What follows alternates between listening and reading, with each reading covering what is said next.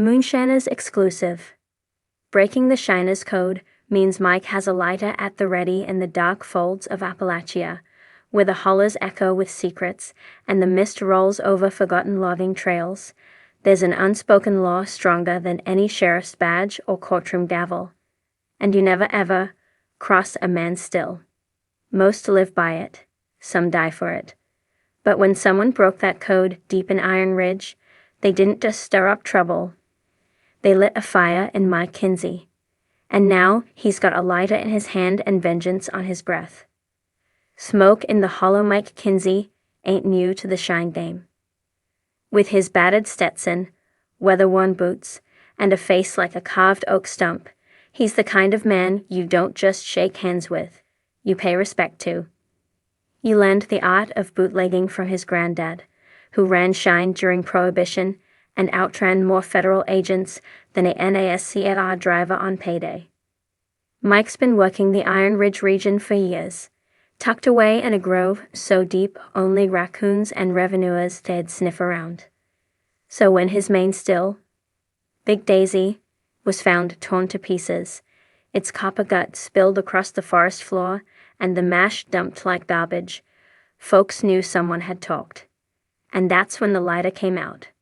The code holds tight. Until it don't, well, we ain't like other criminals.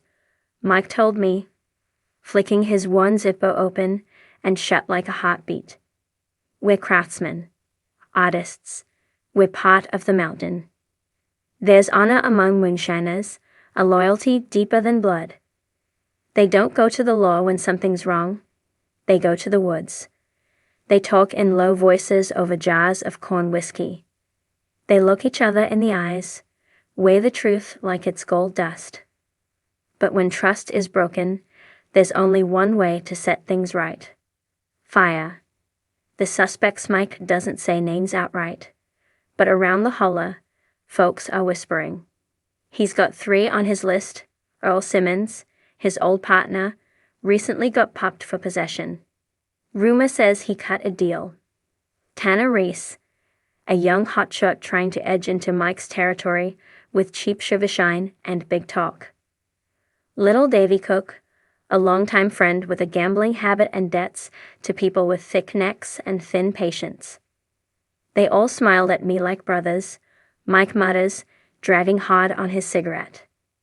But one of 'em's got a tongue looser than a jar lid in July. He doesn't have proof yet, but he doesn't need it. Not in these woods. Not when your whole world smells like mash and betrayal. Big Daisy's funeral hat made it worse, was how personal the hit felt. Big Daisy wasn't just any still. She was a beauty. Welded by hand, with polished copper and a triple thumper design that could pull 170 proof on a cold day. Mike built her with his own hands over the course of 2 seasons. She sat under a top-covered lean-to, nestled between 2 ancient oaks like a secret altar. Now she was scrap. Mike didn't cry when he saw her wrecked. Didn't yell. Just stood there, took off his hat, and lit a match. He poured the last of his shine over the ruins and watched it all go up. I built her with pride, he said. So I'll burn her with honor. The lighter never licensed moonshiner tradition. Fire is more than destruction. It's cleansing. When a still is compromised, it can't be moved. It has to be burned. Burn the still, burn the trail, burn the betrayal. Mike carries his lighter everywhere now. That old Zippo, blackened from years of use, is practically a badge of war. Folks say if he walks into your shed, flicking that lighter, you better start talking or start running. He's calm, but that calm's the kind that comes before a thunderstorm, says Jed Holcomb, a neighboring shiner. And brother, I think he's got a storm coming. The interrogations begin. Mike doesn't do things sloppy. He's not the type to lash out in the dark. No, he asks questions. He shows up with a jar and sits down real quiet. He paid a visit to Earl's cousin last week, left a scorch mark on his porch from a single flame. Tanner's truck was found with its tires slashed and rat carved into the hood. No one saw who did it, but everyone knows. And Davy? Well, Davy hasn't been seen in 3 days. Some say he skipped town. Some say he's hiding up in Devil's Backbone Cave, waiting for the fire to burn out. Mike's not saying. A war brews in the hills. The problem with lighting a fire is it spreads. Now every shiner in a 3-county radius is on edge. Trust is thin. Eyes are sharp. People are covering their trails like never before, and more than one still's been moved under cover of night. But for Mike, this ain't about territory or pride anymore. It's about principle. They broke the code, he said. And if we don't fix it, we ain't no better than rats ourselves. One last job word around the ridge is that Mike's planning one last burn, a final reckoning. He's not just hunting for who tipped the law. He's aiming to scare the fear of God back into the bootlegging world. He's building a still, out in the open. It's a trap, a message, a spark ready to jump. And if someone takes the bait, well, the lighter's already in his hand. Legacy in the flame is Mike doesn't want to be famous. Doesn't care about TV or internet glory. He just wants to run clean shine, live quiet, and leave something behind that his grandkids can be proud of, even if they never know what he did in those woods. But this ain't just shine anymore. It's justice. We're the last of a dying breed, he said, staring into the flames. And I'll be damned if I let it rot from the inside. He poured another jar into the fire, and it flared up bright and wild, just like his eyes. Final word, the hills are talking.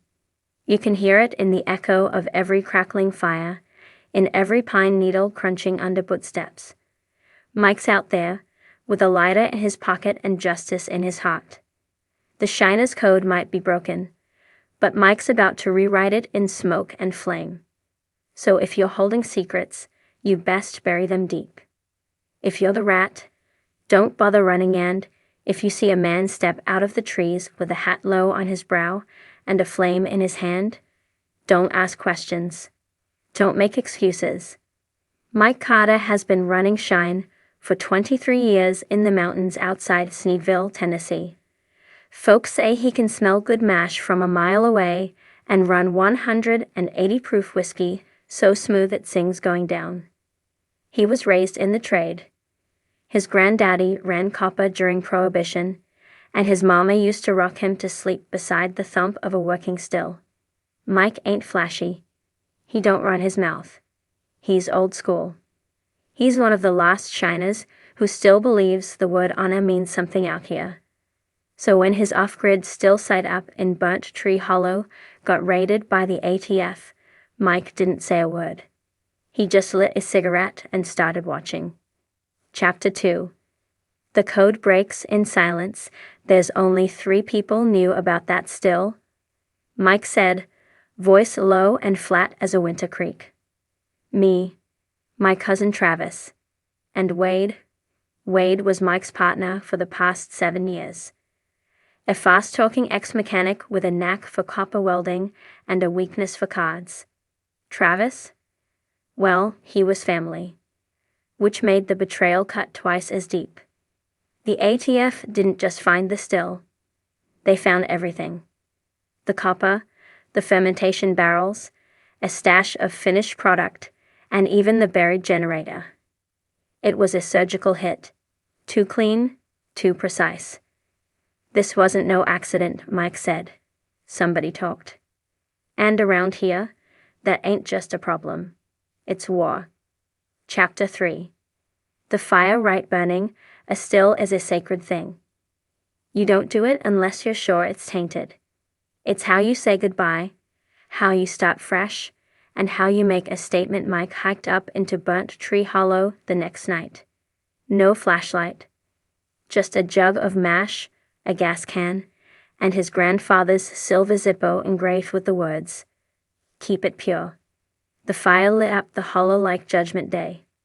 Flames chewed through the wood frame, curled around the copper coils, and sent smoke pouring through the trees like a ghost screaming. Mike didn't flinch. He just watched it burn, then turned and walked into the dark. Chapter 4. The three who knew Mike didn't talk to the sheriff. Didn't call nobody.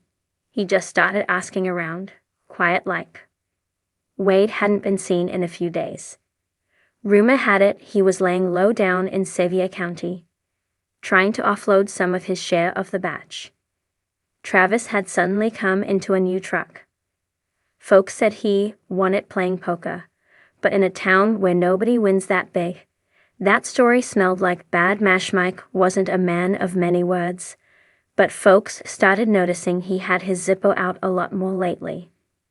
Spinning it in his fingers, flicking it open and closed.